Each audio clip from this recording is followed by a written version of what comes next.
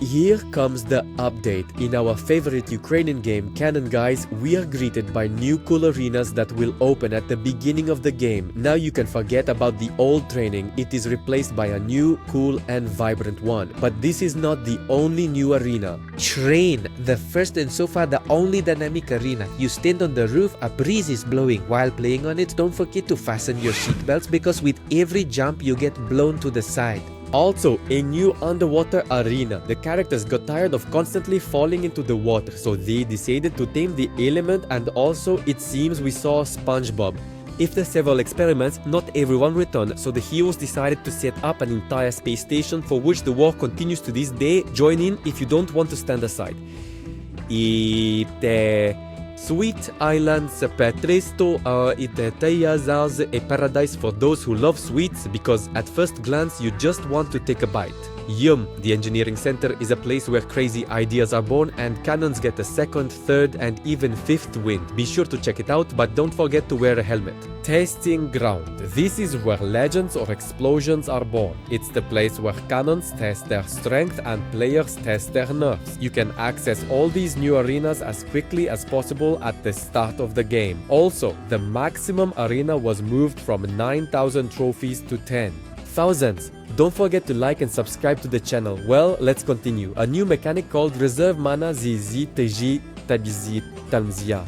It is common for all characters. At the start of the battle, this value will be at 0 and each turn it will increase by 1. Also, when your character dies, all the mana they had will be sent to the reserve. Mana for further use. There is no limit in the reserve, so you don't have to worry about the amount. This mechanic allows us to use more weapons per game, making battles even more dynamic, and it should slightly address the issue of characters drowning. The coin received a second breath and now it adds damage to the weapon it deflects, but there are also secrets here. Its maximum damage is 16. At first glance it seems insignificantly small, but don't forget that it can deflect more than one weapon and each of them will have its own damage added, so if it deflects 3 weapons, the total damage of the coin will already be 48 and that is already a lot. But you still need to learn to hit correctly. For easy use, toss it straight up as high as possible above yourself.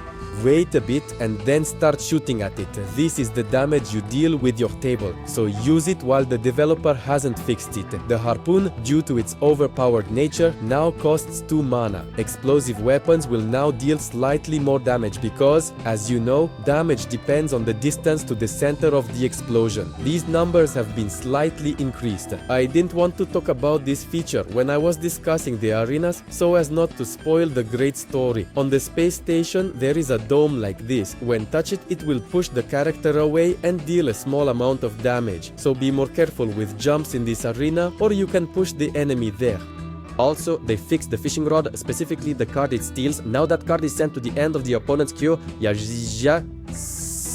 And now, with maximum luck, you can constantly take the lightning from Nikesh. Also, the effect actions will be displayed above the character with this icon. And now another type of activity. It's a prize roulette. Every day you will have one free spin and then the value doubles and you can either use a VIP pass or watch ads, but you will still have a daily spin limit. Now let's move on to the analysis of the new offers. The paid ones remained at more or less the same level, while the free one turned out to be slightly better. Again, we enter them into the table. Such a mega powerful update has been released. Don't forget to subscribe because something very interesting is coming soon.